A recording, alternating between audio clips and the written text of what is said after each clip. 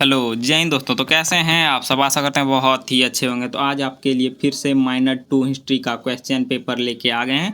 जो क्वेश्चन कराएंगे वो डायरेक्ट आप लोग के एग्जाम में देखने को मिलेंगे। तो चलिए क्वेश्चन पेपर विथ आंसर आप लोग को कराने वाले इस वीडियो में। यूजी सेमेस्टर 3 एग्जामिनेशन सेमेस्टर 3 का क्वेश्चन पेपर कराने वाले माइनर हिस्ट्री का।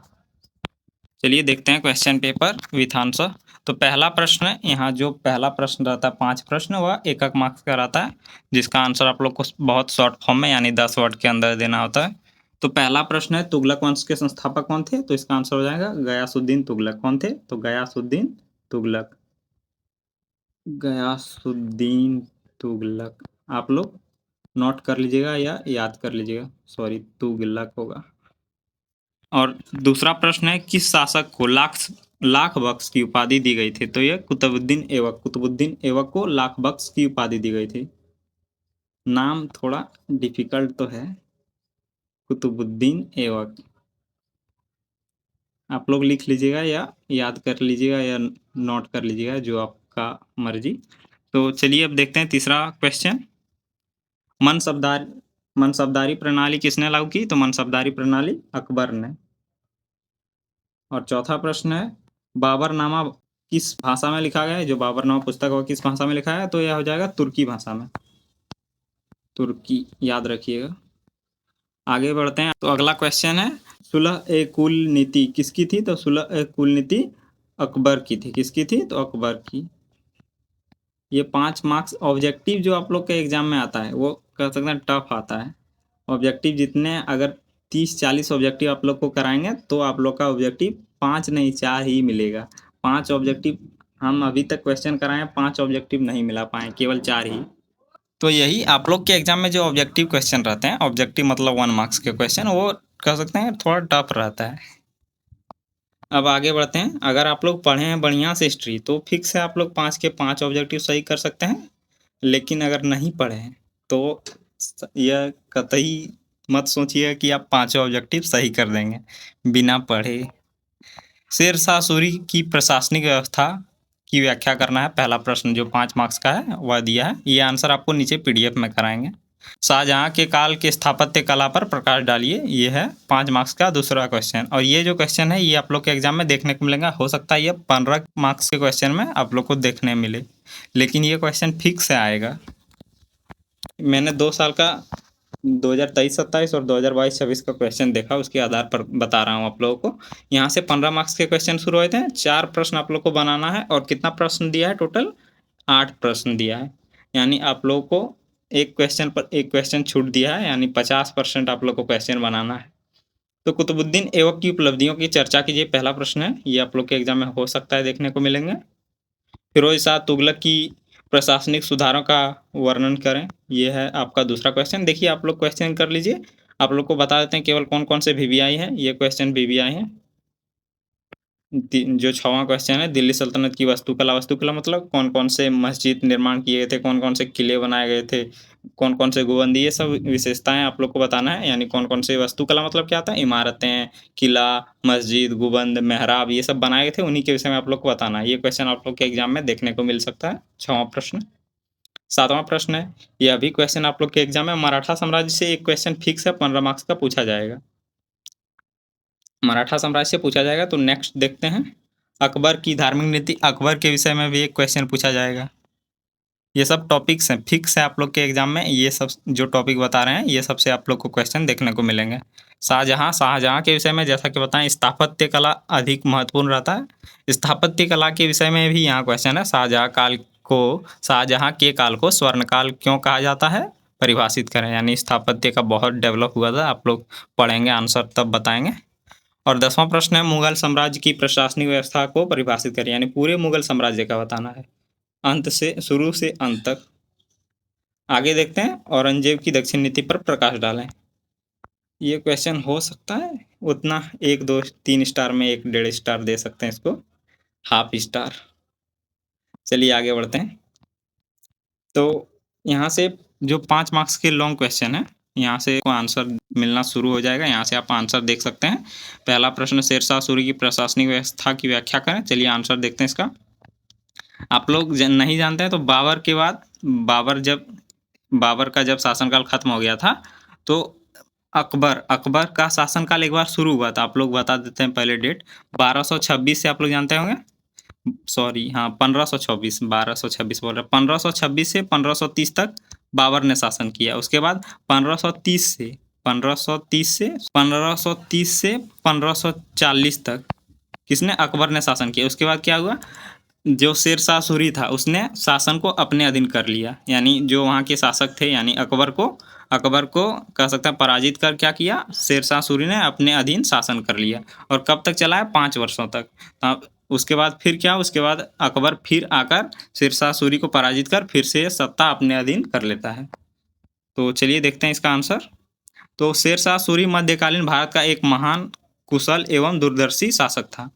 उसकी प्रशासनिक व्यवस्था भारतीय इतिहास की सबसे संगठित व्यवस्थाओं में गिनी जाती है। यानी जो उनकी प्रशासनिक व्यवस्था, प्रशासनिक मतलब जैसे जो कार्य होता है, वित्त मंत्री जो हम लोग वर्तमान में होता है, वित्त मंत्री, रक्षा मंत्री, उस दौरान भी ये सब व्यवस्थाएं होती थी। यानी कैसे राज्य को मैनेज करना है, कैसे प्रगति करना है, कैसे अधिक से अधिक कर वसूल करना है, तो उन सब की नीतियाँ रहती थी। तो वह वही कहलाती थी प्रशासनिक व्यवस्था। तो जो प्रशासनिक व्यवस्था शेरशाह सूरी के दौरान था वह सबसे संगठित व्यवस्थाओं में से गिनी जाती है। उसने अपने साम्राज्य को सरकार, परगना तथा गांवों में विभाजित किया। जैसे हम लोग अभी देखते हैं वर्तमान जो हम लोग का संविधान द्वारा निर्धारित किया गया विकेंद्रीकरण। विकेंद्रीकरण मतलब क्या होता है, जैसे कि आप लोग देखते हैं राष्ट्रपति पूरा देश पर कंट्रोल कर रहा है, उससे क्या होगा, केवल एक ही लीडर है। लेकिन विकेंद्रीकरण मतलब क्या हो गया, जैसे राज्य पहले केंद्र बटा है, फिर राज्य में बटा है, फिर जिला में बटा है, पंचायत में बटा है, यह क्या कहलाएगा, तो यह कहलाएगा विकेंद्रीकरण। यानी सत्ता का बहुत विकेंद्रीकरण मतलब, केंद्रीकरण मतलब एक हो गया। जैसे राष्ट्रपति जहाँ शासन करता है, जैसे अमेरिका कह सकते हैं, रूस है, चाइना है, इन सब में केवल राष्ट्रपति शासन, यानी सबसे प्रमुख कौन होता है, राष्ट्रपति होता है। लेकिन हमारे यहाँ विकेंद्रीकरण होता है, मतलब यानी यहाँ सत्ता केवल एक हाथ में होता है, तो विकेंद्रीकरण में सत्ता अनेकों हाथ में होते हैं, सब में शक्तियाँ विभाजित होती है, जिससे शासन सुचारू रूप से संचालित हो सके। भूमि की माप कराकर उचित और भू राजस्व व्यवस्था लागू की तथा किसानों को पट्टा और काबूलियत की व्यवस्था प्रदान की। यानी भूमि को पहले माप कर क्या किया, उचित भू राजस्व व्यवस्था, यानी टैक्स, भू राजस्व मतलब हो गया भूमि, राजस्व मतलब हो गया कर, व्यवस्था लागू किया, यानी कर व्यवस्था लागू किया। उसके बाद किसानों को पट्टा और काबूलियत व्यवस्था प्रदान की। उसने सेना में घोड़ों पर दाग तथा सैनिकों की हुलिया दर्ज कराने की व्यवस्था शुरू की। जैसे कि सैनिकों की हुलिया कैसे दर्ज कराया था, जैसे कि मान सकते हैं, जैसे आप लोग को नॉर्मल में बताते हैं, जैसे कोई व्यक्ति है, मान लीजिए उसके नाक के साइड में तिल है, तो वह क्या हो गया, जैसे कि नाम लिख दिए हैं, इसका नाम लिख लेते हैं फलना कुमार, उसके साइड के नाक में तिल है, यानी लेफ्ट हैंड साइड तिल है, तो आप हुलिया दर्ज कराना, उस समय उसी प्रकार हुलिया दर्ज कराया जाता था। अब तो केवल कैमरा में रिकॉर्ड कर लीजिए, एक इमेज सेव कर लीजिए, हो गया।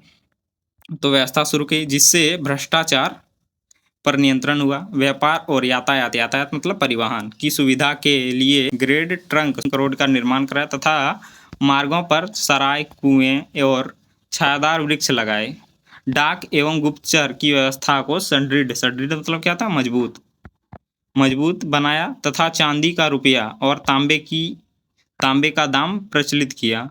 उसकी प्रशासनिक व्यवस्था न्यायपूर्ण, जनहितकारी यानी लोगों के हित में और प्रभावशाली थी, जिसे बाद में अकबर ने भी अपनाया। इस प्रकार शेरशाह सूरी एक आदर्श प्रशासक, आदर्श मतलब कौन होता है, आइडियल। हम लोग आइडियल किसे रखते हैं, अपने हीरो को। हम नहीं रखते हैं, आप लोग रखते होंगे। हमारे आइडियल हैं नवीन शर्मा और आचार्य प्रशांत। आप लोग का आइडियल भी कमेंट कर सकते हैं। आइडियल मतलब ऐसा हो गया जो हम फॉलो करेंगे उसको, यानी मान लीजिए आप लोग किसी को फॉलो करते हैं, वो आपके लिए क्या हो गया, आइडियल हो गया। तो आदर्श प्रशासक के रूप में प्रसिद्ध हुआ कौन, तो शेरशाह सूरी। आगे देखते हैं इसका 3 नंबर का आंसर। शाहजहां के काल के स्थापत्य पर प्रकाश डालिए। तो शाहजहां काल में क्या क्या स्थापत्य कला विशेषकर बताना है। तो स्थापत्य कला क्या क्या थे, तो शाहजहां 1628 से 1658 तक शासन किया था। ये इतने साल तक कार्यकाल था उसका का शासनकाल मुगल स्थापत्य कला का स्वर्ण युग माना जाता है। उसके समय में वास्तुकला अपनी भव्यता, सुंदरता, संतुलन तथा उत्कृष्ट शिल्प कला के कारण चरम पर पहुंची। इस काल में सफ़ेद संगमरमर का व्यापक उपयोग हुआ तथा कीमती पत्थरों की जड़ाई, पियत्रा डयूरा और सुंदर नक्काशी को विशेष महत्व दिया गया। शाहजहां ने आगरा में अपनी पत्नी मुमताज महल की स्मृति मतलब क्या होगा, याद में विश्व प्रसिद्ध ताजमहल का निर्माण कराया। आप लोग जानते भी होंगे ये। इसके अतिरिक्त दिल्ली में लाल किला, दीवान-ए-आम, दीवान-ए-खास तथा भव्य जामा मस्जिद का निर्माण भी उसके शासनकाल में हुआ। उसकी इमारतों में विशाल गुंबद, ऊंची मीनारें, सुंदर मेहराबें, सममित बाग बगीचे और फव्वारों के आकर्षक उपयोग दिखाई देते हैं। आगे बढ़ते हैं। भारतीय, फारसी तथा मध्य एशिया स्थापत्य शैलियों का सुंदर समन्वय भी इसके इमारतों की प्रमुख विशेषता है। समन्वय मतलब क्या होता है? दोनों का मिला जुला, जैसे भारतीय, फारसी तथा मध्य एशिया तीनों का मिला जुला देखने को मिलता है स्थापत्य शैली। शाहजहां के काल का स्थापत्य काल आज भी विश्व भर में मुगल काल की सर्वोच्च उपलब्धि मानी जाती है। यानी जो शाहजहां के काल में जो कह सकते हैं इमारतें तैयार हुई, जैसे कि सबसे प्रसिद्ध क्या है? सबसे प्रसिद्ध है ताजमहल। ताजमहल में लगभग कितने विश्व भर से यात्री कह सकते हैं घूमने आते हैं, देखने आते हैं ताजमहल। जो आप लोग जानते हैं ताजमहल में बहुत विदेशी लोग आते हैं। तो यह क्या, तो शाहजहां के काल का सबसे प्रसिद्ध का पूछा जाए तो बहुत प्रसिद्ध बना है। जैसे जामा मस्जिद, आप लोग अगर मुस्लिम धर्म के होंगे तो आप लोग जानते हैं जामा मस्जिद कितना प्रसिद्ध है। यह दिल्ली में है, आप लोग जानते भी होंगे। तो शाहजहां के जो काल में स्थापत्य कला था वो सर्वोच्च कह सकते हैं, सुप्रीम टाइम था। उसी काल में एकदम बहुत विकास हुआ स्थापत्य कला का। तो शाहजहां का जो काल था इसीलिए उसको क्या कहा जाता है? उसको स्वर्ण युग कहा जाता है। चलिए अब आगे बढ़ते हैं। 15 मार्क्स के यहाँ से प्रश्न शुरू होते हैं। पहला प्रश्न है कुतुबुद्दीन ऐबक की उपलब्धियों की चर्चा करें। तो चलिए आंसर इसका देखते हैं। तो कुतुबुद्दीन ऐबक दिल्ली सल्तनत का प्रथम शासक था, तो आप लोग जानते भी होंगे। इसके बाद एक था आराम शाह, उसके बाद इल्तुतमिश, और गुलाम वंश का संस्थापक भी था। कौन था? तो पूछा जाए, 1 मार्क्स में पूछ लिया जाए आप लोग के एग्जाम में, गुलाम वंश के संस्थापक कौन थे? तो कुतुबुद्दीन ऐबक थे। वह मूलतः तुर्क मूल का एक दास था जो किसके अंडर काम करता था? तो मोहम्मद गोरी के अंडर, जिसे मोहम्मद गोरी ने खरीद कर अपनी सेना में स्थान दिया था।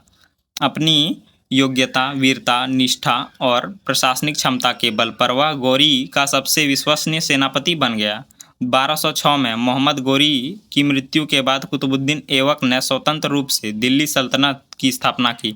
अगर पूछा जाए दिल्ली सल्तनत की स्थापना किसने की, तो कुतुबुद्दीन ऐबक। और मोहम्मद गोरी का सबसे विश्वसनीय सेना भी कौन था? तो सेनापति था कुतुबुद्दीन ऐबक। और इसी कारण उसे भारत में मुस्लिम शासन का वास्तविक संस्थापक भी कहा जाता है। आगे बढ़ते हैं, अगला पॉइंट देखते हैं। कुतुबुद्दीन ऐबक की सबसे बड़ी उपलब्धि दिल्ली सल्तनत की स्थापना थी। उसने लाहौर और दिल्ली को अपनी सत्ता का प्रमुख केंद्र बनाया तथा भारत में तुर्की शासन को स्थायी आधार प्रदान किया। उसने अनेक विद्रोह का सफलतापूर्वक दमन किया और अपने साम्राज्य की सीमाओं की रक्षा की। प्रशासनिक क्षेत्र में उसने योग्य अधिकारियों की नियुक्ति की तथा न्याय व्यवस्था को मजबूत बनाया। वह प्रजा के प्रति उदार तथा दयालु थे, इसीलिए उसे लाख बख्श मतलब क्या होता है? लाखों दान देने वाला कहा जाता है। तो जैसे कि आप लोग देख सकते हैं इसका बिहेवियर काफ़ी अच्छा था, कह सकते हैं इसने लाखों का दान देने वाला भी कहा जाता था। जैसे यहाँ बता रहा, न्यायपूर्ण था, तर्क संगत था, तो मान सकते हैं बिहेवियर अच्छा था, यानी अच्छा व्यवहार था। स्थापत्य कला के क्षेत्र में भी इसका महत्वपूर्ण योगदान रहा है। उसने यानी कह सकते हैं कुतुबुद्दीन ऐबक ने दिल्ली में प्रसिद्ध कुब्बत उल इस्लाम मस्जिद का निर्माण कराया तथा विश्व प्रसिद्ध कुतुब मीनार का निर्माण प्रारंभ कराया, जिसे बाद में इल्तुतमिश ने पूरा कराया। आजमेर में 2.5 दिन का झोपड़ा मस्जिद का निर्माण भी उसके समय हुआ। ये सभी इमारतें दिल्ली सल्तनत की स्थापत्य कला के उत्कृष्ट उदाहरण है। जैसे शाहजहां काल के ताजमहल, जामा मस्जिद, ये सब प्रसिद्ध थे, तो उसी तरह कुतुबुद्दीन ऐबक के कह सकते हैं कुव्वत उल इस्लाम मस्जिद, कुतुब मीनार, ये सब प्रसिद्ध स्थापत्य कला के उदाहरण हैं। आगे बढ़ते हैं। कुतुबुद्दीन ऐबक ने प्रशासनिक व्यवस्था को व्यवस्थित करने का प्रयास किया और तुर्की शासन को स्थिर आधार प्रदान किया। यद्यपि उसका शासनकाल केवल 4 वर्षों का था, 1206 से 1210 तक। उसके बाद ये कह सकते हैं 6 माह के लिए आराम सा शासन किया था। उसके बाद इल्तुतमिश बना था। तो ये आप लोग को बताते चलेंगे। फिर भी उसने एक मजबूत राज्य का नींव रखा। नींव मतलब कह सकते हैं फाउंडेशन, यानी जैसे आप लोग घर बनाते तो पहले नींव रखते हैं, तो उसी प्रकार बता सकते हैं। उसकी मृत्यु 1210 ईस्वी में लाहौर के चौगान पोलो खेलते समय घोड़े से गिरने के कारण हुई। निष्कर्षतः कुतुबुद्दीन ऐबक एक वीर योद्धा, कुशल प्रशासक, उदार शासक तथा दिल्ली सल्तनत के वास्तविक संस्थापक था। उसकी उपलब्धियों के कारण ही आगे चलकर इल्तुतमिश और अन्य शासकों एक सुदृढ़ राज्य प्राप्त हुआ। सुदृढ़ मतलब मजबूत राज्य प्राप्त हुआ। भारतीय इतिहास में उसका नाम सदैव सम्मान के साथ लिया जाता है। इसी प्रकार आप लोग को आंसर बना के लिखना। आप लोग ट्राई कीजिएगा लास्ट में निष्कर्ष जरूर ऐड करने का और आंसर पॉइंट वाइज लिखिएगा, पैराग्राफ की तरह नहीं लिखना है आप लोग को। 5वां प्रश्न देखते हैं। ये प्रश्न आप लोग स्किप कर सकते हैं। फिरोज शाह तुगलक नहीं पढ़ेंगे, कोई दिक्कत नहीं है। हमको नहीं लगता इस जो यह टॉपिक है इनसे क्वेश्चन आएंगे, तो आप लोग एक बार अगर पढ़ना चाहते हैं तो पढ़ लीजिए। मैं धीरे धीरे स्क्रॉल करता हूँ। तो आप लोग पढ़ना चाहेंगे तो पढ़ लीजिएगा। मैं धीरे धीरे एक बार केवल तेजी से रीड कर लीजिएगा, नहीं तो पॉज करके एक बार पढ़ लीजिएगा आप लोग। अगर क्वेश्चन पूछा जाए तो आप लोग इजीली बना पाएँ। तुगलक वंश से एक क्वेश्चन आएगा, लेकिन हमको नहीं लगता फिरोज शाह तुगलक के विषय में आएगा। और 6वां प्रश्न देखते हैं। ये प्रश्न तो आप लोग के एग्जाम में फिक्स है, देखने को मिलेंगे। दिल्ली सल्तनत की वास्तुकला के प्रमुख उदाहरणों का वर्णन करें। यानी दिल्ली सल्तनत जब शासन किया, आप लोग जानते हैं 5 वंश थे। यानी जो पूरा शासन काल था दिल्ली सल्तनत कब से कब तक चला था, आप लोग जानते हैं 1206 से कितना तक चला था, 1526 तक। उस दौरान कौन कौन से प्रसिद्ध इमारत, कौन कौन से प्रसिद्ध कह सकते हैं मस्जिद, कौन कौन से प्रसिद्ध मेहराब, कौन कौन से गुफाएं, ये सब निर्माण किए गए थे, उन्हीं के विषय में आप लोग को बताना है। तो दिल्ली सल्तनत का आंसर देखते हैं, कौन कौन सी प्रमुख वास्तुकला है। तो दिल्ली सल्तनत 1206 से 1526 ईस्वी के शासकों ने भारतीय वास्तुकला को नई दिशा प्रदान की। इस काल में भारतीय तथा इस्लामी स्थापत्य शैलियों का सुंदर समन्वय मतलब बताएं मिला जुला देखने को मिलता है, जिसे इंडो इस्लामिक यानी दोनों को मिलाकर क्या कहा जाता है, तो इंडो इस्लामिक वास्तुकला कहा जाता है। सल्तनत काल की इमारतें में मेहराब, गुंबद, ऊंची मीनारें, विशाल प्रवेश द्वार, मजबूत दीवारें तथा कुरान की आयतों का सुंदर नक्काशी प्रमुख विशेषताएं थी। इस काल की सबसे प्रसिद्ध स्मारक क्या है, तो स्मारक मतलब कह सकते हैं चिन्ह कुतुब मीनार है, जिसका निर्माण कुतुबुद्दीन ऐबक, थोड़ा देर आप लोग को पहले बताएं, ने प्रारंभ किया और इल्तुतमिश ने पूरा कराया। यह भारत की सबसे ऊंची ईंटों से बनी मीनार है। दिल्ली की कुव्वत उल इस्लाम मस्जिद, इसका भी निर्माण कुतुबुद्दीन ऐबक ने कराया था। काल की पहली प्रमुख मस्जिद मानी जाती है। अजमेर का अलाउद्दीन झोपड़ा भी प्रारंभिक सल्तनत स्थापत्य कला का उत्कृष्ट उदाहरण है। ये सब जितने बताएं, कौन एक बताएं, अलाउद्दीन का झोपड़ा, कुव्वत उल इस्लाम मस्जिद और कुतुब मीनार का प्रारंभ कार्य, ये सब तीनों कुतुबुद्दीन ऐबक ने ही शुरू कराया था, यानी बनाया था। केवल कुतुबुद्दीन ऐबक ने कुतुब मीनार का निर्माण शुरू कराया था। अलाउद्दीन खिलजी ने अलाई दरवाजा का निर्माण कराया, जिसे सल्तनत काल का सर्वश्रेष्ठ स्थापत्य कृतियों में गिना जाता है। उसने श्रीनगर की स्थापना की। तुगलक शासकों ने मजबूत किलों, मकबरों तथा नगरों का निर्माण कराया। तुगलकाबाद का किला, गयासुद्दीन तुगलक का मकबरा तथा फिरोज शाह का कोटला इस काल के प्रमुख इमारतें हैं। इस प्रकार तुगलक वंश के जो प्रमुख इमारतें थे उन सब का आप देख सकते हैं। इसके बाद यहाँ फिरोज शाह तुगलक ने अनेकों मस्जिद, मदरसों, महलों और नहरों का निर्माण कराया। उसने अशोक के स्तंभों को दिल्ली लाकर स्थापित किया। फिरोज शाह तुगलक ने लोदी वंश के समय सिकंदर लोदी का मकबरा तथा अन्य उदयानुक्त मकबरे बनाए गए, जिन्होंने आगे चलकर मुगल स्थापत्य को भी प्रभावित किया। यानी जो इमारतें बनाए, जो मस्जिद बनाए, उन सब से इंस्पायर होते थे कौन, तो मुगल वंश के शासक सब, और उसी प्रकार धीरे धीरे उसी को उन्नत करके बनाया जाता था। तो अगला पॉइंट है सल्तनत काल या दिल्ली सल्तनत काल, दोनों एक ही है। अगर नहीं लिखा जाए सल्तनत काल, मतलब यह है कि वह दिल्ली सल्तनत के विषय में पूछ रहा है। तो सल्तनत काल की वास्तुकला का प्रमुख विशेषताएं थी लाल बलुआ पत्थर का उपयोग, ऊंचे गुंबद, नुकीले मेहराबें, विशाल प्रांगण, मजबूत दीवारें तथा सुंदर ज्यामिति मतलब क्या था, जियोमेट्री के जो देखते हैं साइन, त्रिभुज, क्वाड्रिलेटरल चतुर्भुज, ये सब जो होते हैं, और कह सकते हैं वर्ग, ये सब जो होते हैं, इन्हीं सब को क्या कहते हैं, ज्यामितीय आकृति। इन इमारतों में धार्मिक और सैन्य दोनों प्रकार की आवश्यकताओं का ध्यान रखा गया। निष्कर्षतः दिल्ली सल्तनत की वास्तुकला भारतीय और इस्लामी कला का अद्भुत समन्वय का प्रतीक है। समन्वय मतलब आप लोग समझ ही गए होंगे। कुतुब मीनार, अलाई दरवाज़ा, तुगलकाबाद का किला, फिरोज शाह का कोटला, कुव्वत उल इस्लाम मस्जिद आज भी उस युग की कला, संस्कृति और स्थापत्य कौशल के अमर प्रमाण हैं। इसी प्रकार आप लोग को ये क्वेश्चन आप लोग के एग्जाम में देखने को मिलेंगे। 6 नंबर, दिल्ली की वास्तुकला का उदाहरण बताइए, प्रमुख उदाहरण बताइए। 7वां क्वेश्चन है मराठा साम्राज्य, मराठा राज्य की प्रशासनिक संरचना, यानी कैसी प्रशासनिक संरचना थी, उन सब के विषय में बताना है। तो आप लोग जानते होंगे उन सब में सबसे प्रमुख कौन होता था, तो राजा, उसके बाद पेशवा, इन्हीं सब के विषय में आप लोग को बताना है।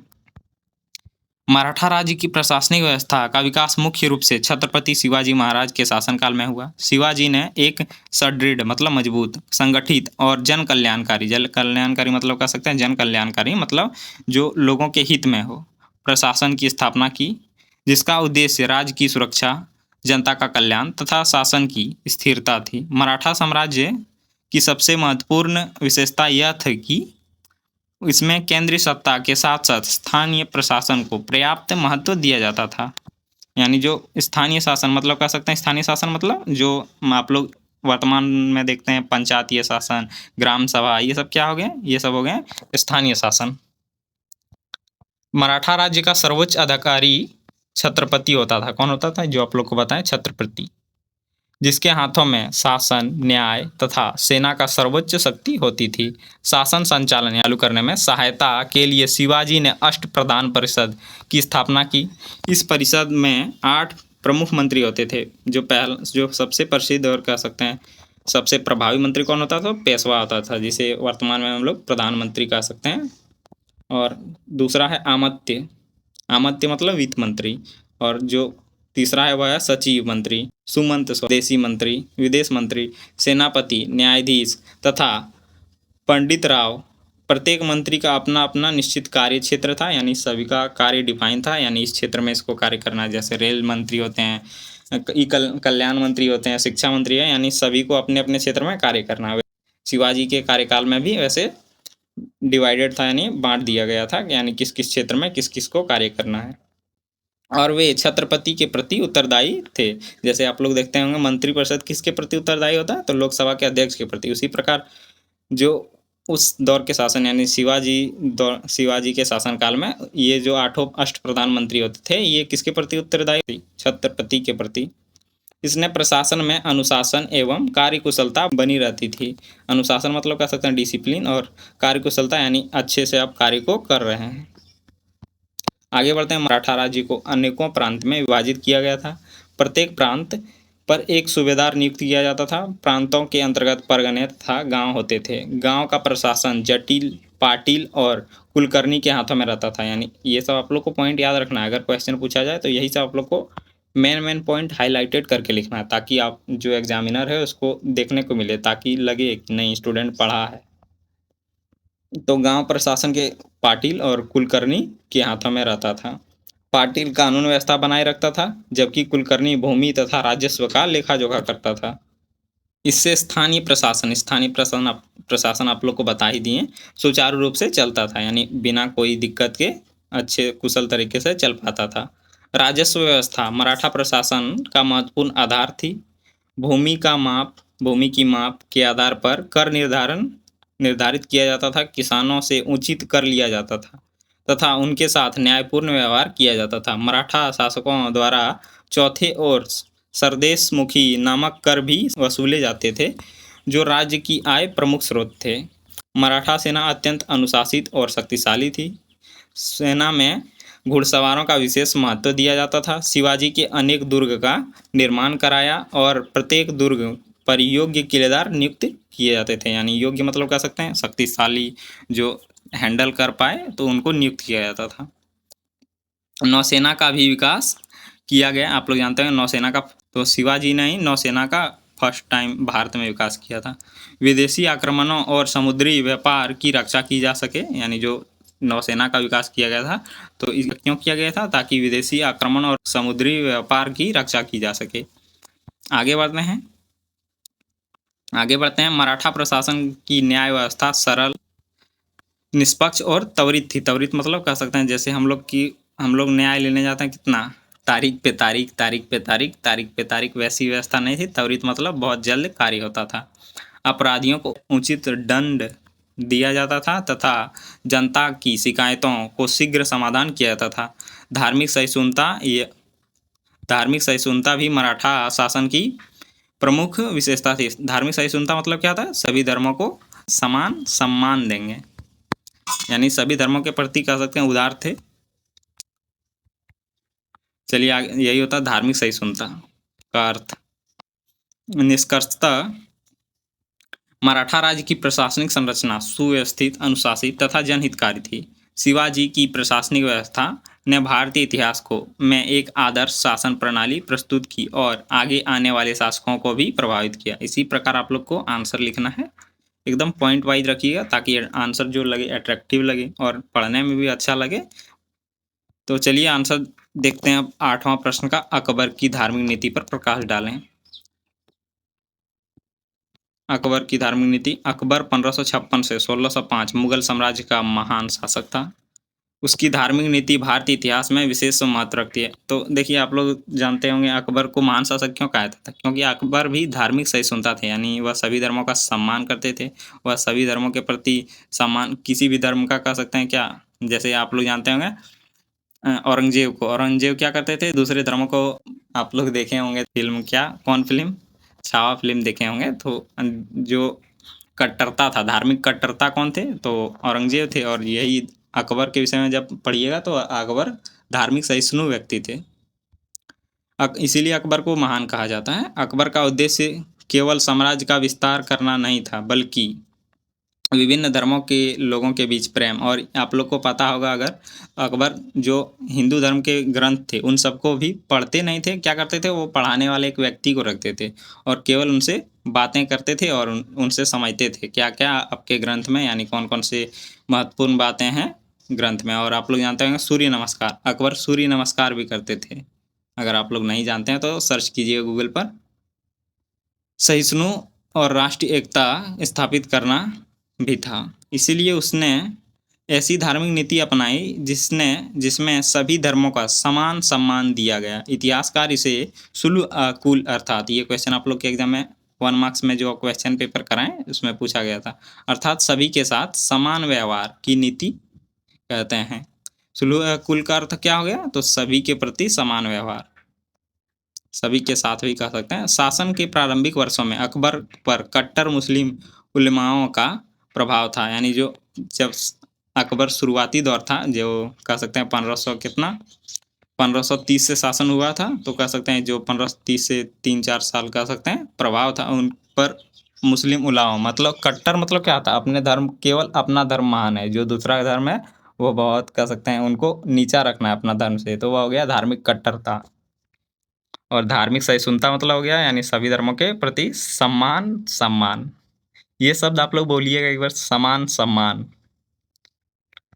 थोड़ा लगेगा पहले समान सम्मान सुनने में एक जैसा, किंतु समय के साथ उसने स्वतंत्र रूप से विचार करना प्रारंभ किया। उसने अनुभव किया कि धार्मिक कट्टरता से राज्य में अशांति फैलती है, इसलिए उसने उदार नीति अपनाई।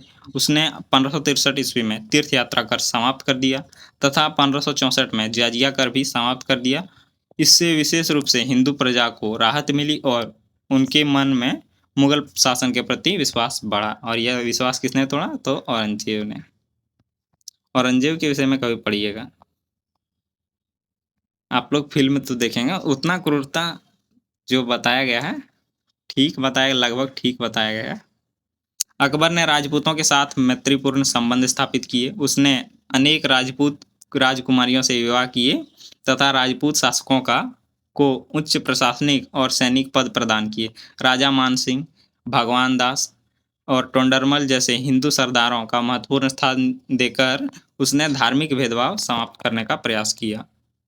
एक खूबी थी मुगल, जितने भी मुगल शासक थे वो क्या करते थे? विवाह अनेक करते थे, बहुत विवाह करते थे।